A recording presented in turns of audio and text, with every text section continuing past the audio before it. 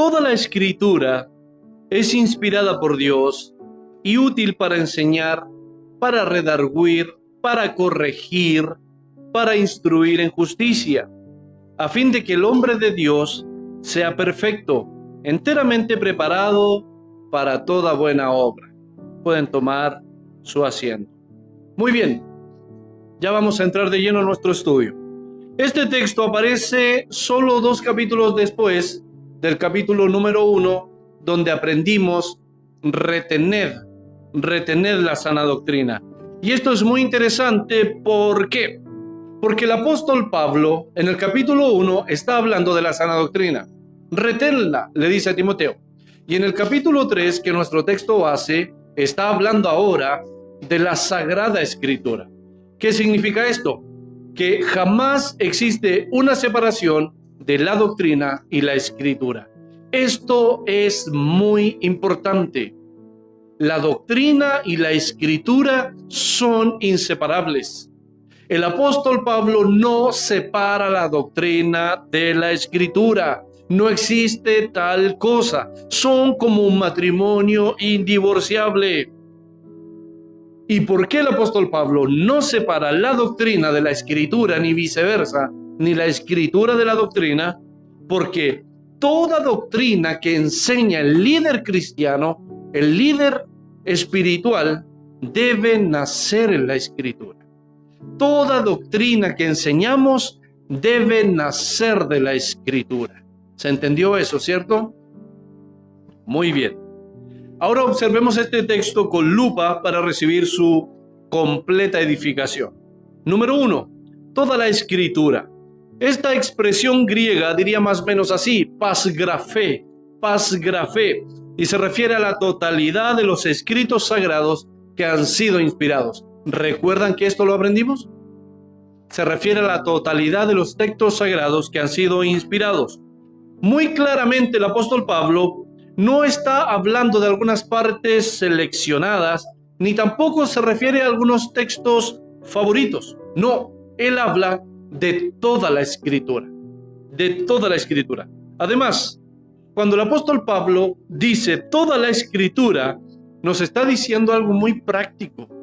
Nos dice que no tenemos derecho a escoger. El apóstol Pablo nos está diciendo que no tenemos derecho a escoger qué partes obedecemos y cuáles ignoramos. Otra cosa también debemos añadir. Una iglesia sana no vive de versículos favoritos. Y eso es algo muy popular hoy en día. Una iglesia sana no vive de versículos favoritos. Vive de la totalidad del consejo y de la sabiduría de Dios. Una iglesia sana vive de la totalidad del consejo y de la sabiduría de Dios. Esto también significa que los textos que nos consuelan, aquellos textos que nos confrontan, aquellos textos que corrigen, aquellos textos que prometen, todos ellos vienen del mismo Dios y tienen la misma autoridad. Todos. Los textos que hablan de amor y de reprensión, los que hablan de bondad y los que hablan de arrepentimiento, etcétera, etcétera. Todos los textos vienen de la misma Escritura. Todos tienen la misma autoridad. Es por eso que el apóstol Pablo dice que debemos predicar todo el consejo de Dios. Es increíble cómo esta pequeña porción de la Escritura nos examina. ¿Por qué? Porque nos lleva a la siguiente interrogante, al siguiente autoexamen. ¿Leemos la Biblia para que Dios nos hable?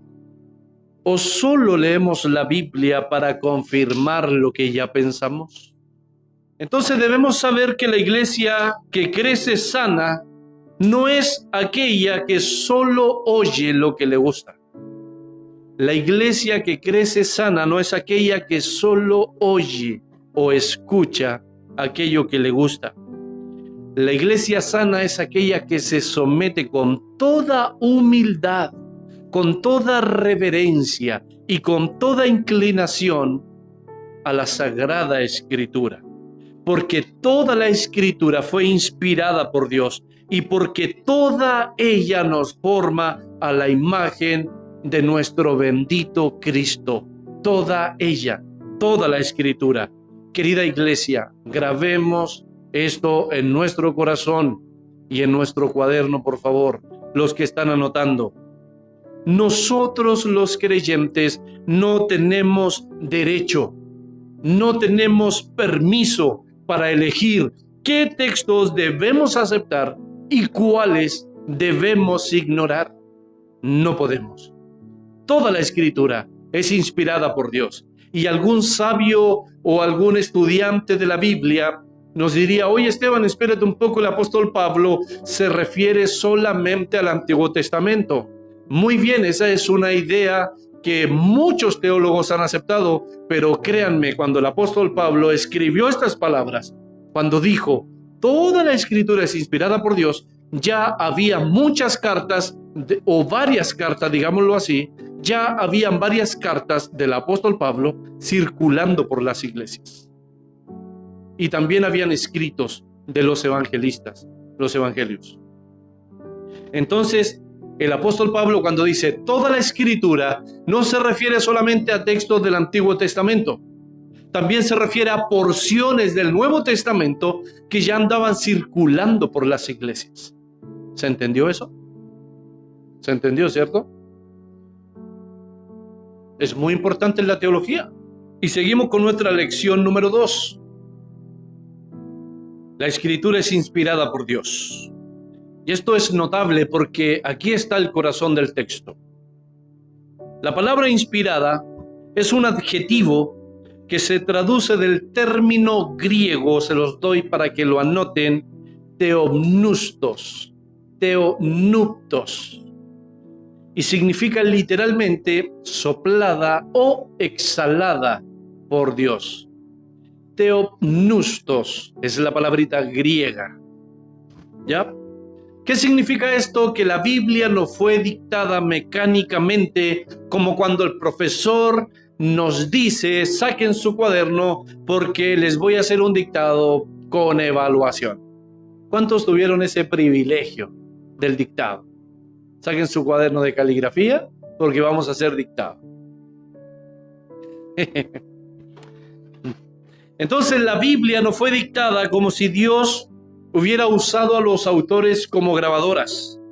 La Escritura fue inspirada. La Escritura fue exhalada por Dios. Fue soplada por Dios. Y esto es muy importante. No fue dictada. Yo quiero que eso lo entendamos. No fue un dictado. Este término bíblico no está apuntando a un dictado frío. Nada que ver. Dios sopló su verdad a través de hombres reales.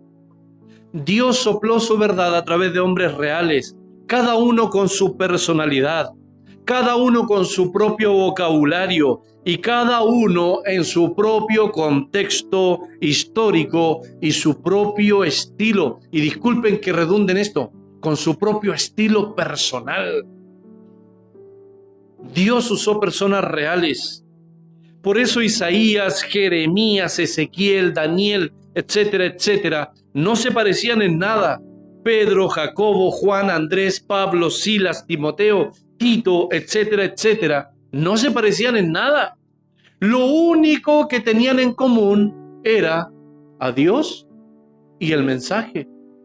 Era lo único, pero la forma de escribir, la forma de redacción, la forma en la cual se paraban a predicar, créanme, cada uno tenía su propio sello distintivo. ¿O ustedes piensan que el apóstol Pablo predicaba igual que el apóstol Pedro? Sin duda alguna que el apóstol Pablo, y con esto no estoy diciendo que Pedro no lo sea, pero sin duda alguna el apóstol Pablo era más educado que el apóstol Pedro. Pedro era un pescador, sin desmerecer por supuesto, pero sin duda alguna a Pedro más de alguna vez se le tiene que haber salido predicando el cachai. Cachai, ¿me entienden? Para decírselo en un lenguaje castellano vulgar. Y el apóstol Pablo, ¿entendéis? Me lo imagino de esa forma. Es por esto que no debe existir la envidia en el pueblo de Dios. Ningún predicador debe buscar ser igual al otro. Usted y yo, cada uno tiene su propio estilo. Cada uno.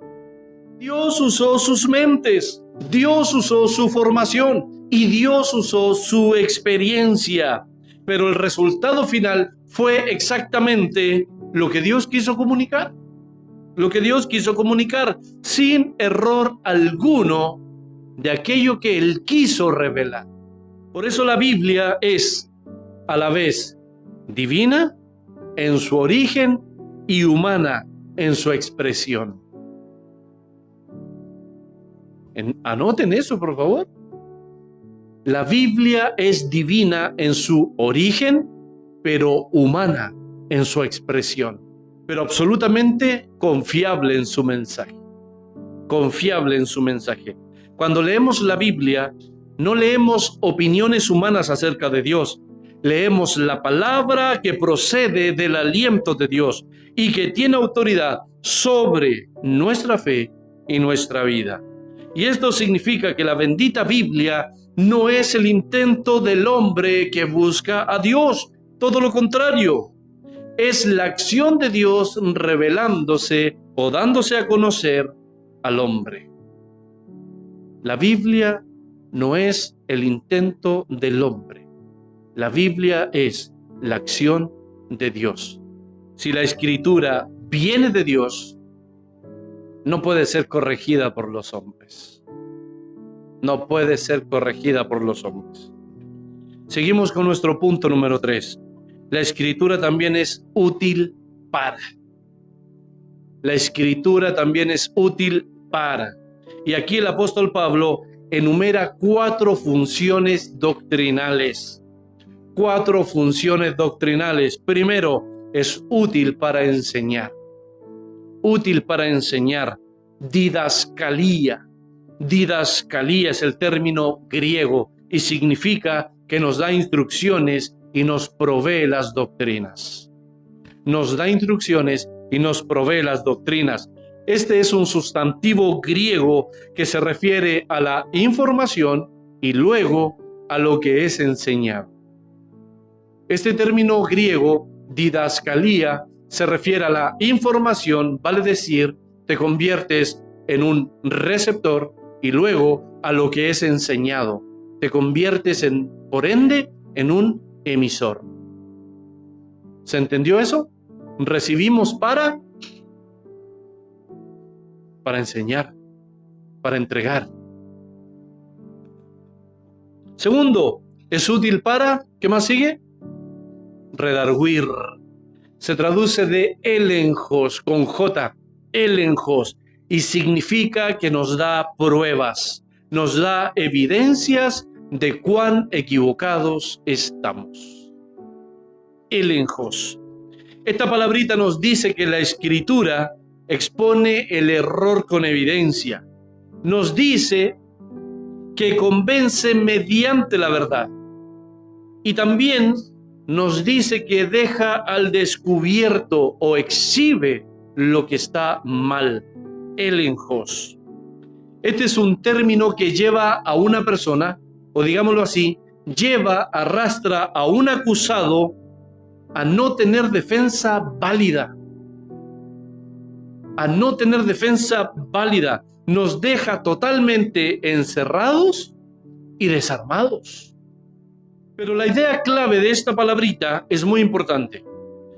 El error no se corrige con opiniones. Es lo que nos quiere enseñar este término, redarguir, que para muchos es un término extraño, ¿cierto?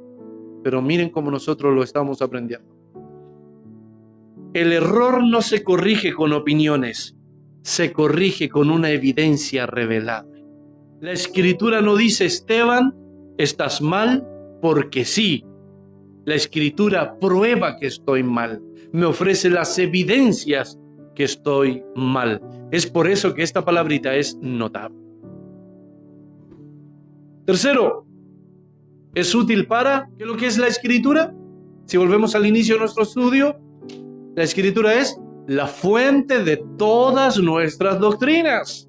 Es útil para corregir, muy bien, es útil para corregir. La palabra griega que traduce corregir es epanordosis, epanordosis, y significa enderezar de nuevo, hacer una rectificación, y esto aplica en la conducta, en la conducta.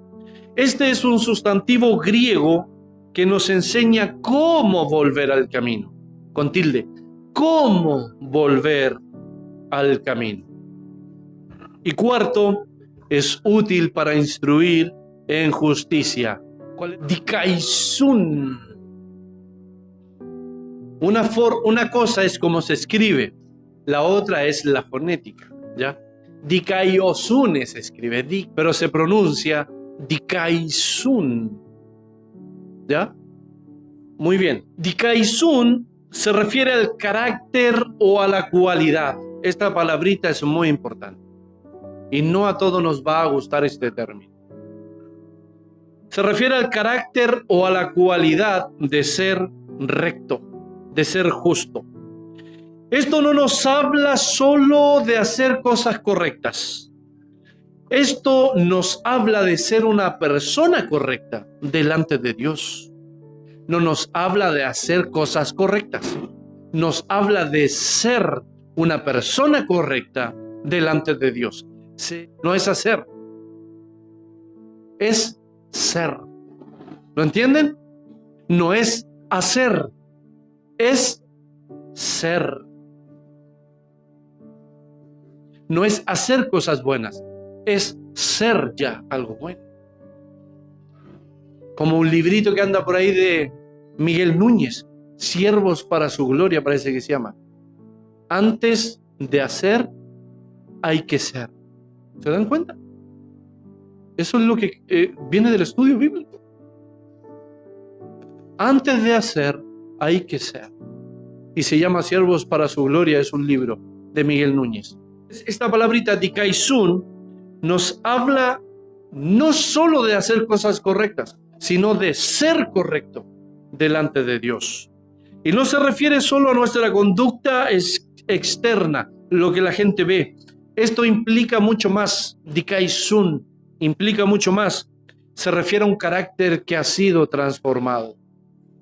Se refiere a un carácter que ha sido transformado.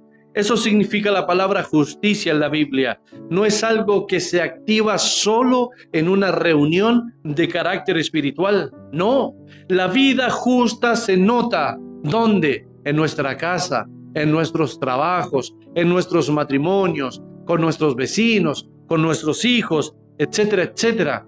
Y mucho más, donde nadie nos ve. Donde nadie nos ve. El justo no es aquel que aparenta una vida de santidad. El justo no es aquel que aparenta una vida de santidad. El justo es aquel que vive alineado con Dios porque su corazón ha sido enderezado por Él. Esa es una persona justa, no aparenta, tiene un corazón alineado porque ha sido enderezado por el Señor. Es muy importante. Así que, querida iglesia, por si lo hemos olvidado, la Escritura nos enseña cómo, con tilde, cómo vivir correctamente. La Escritura nos enseña cómo vivir correctamente. ¿Aprendieron estas 4 funciones doctrinales de la Sagrada Escritura, de la bendita Biblia, el bendito libro que es la Biblia? Siempre lo digo y moriré diciéndolo. Amen sus Biblias, estudien sus Biblias. Es la única manera de conocer a Dios, estudiando nuestras Biblias. Entonces, toda la Escritura no se refiere solamente al Antiguo Testamento, también se refiere a porciones del Nuevo Testamento que ya andaban circulando por las iglesias, ¿cierto? Verdades claves. Muy bien. Y la Escritura tiene 4 funciones doctrinales. Número 1, ¿quién me ayuda?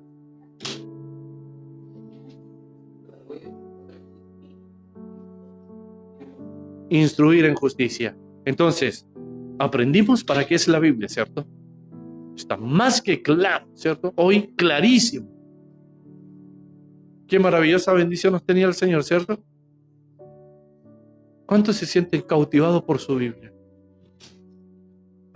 ¿Sienten una pequeña atracción hacia sus Biblias al oír esto?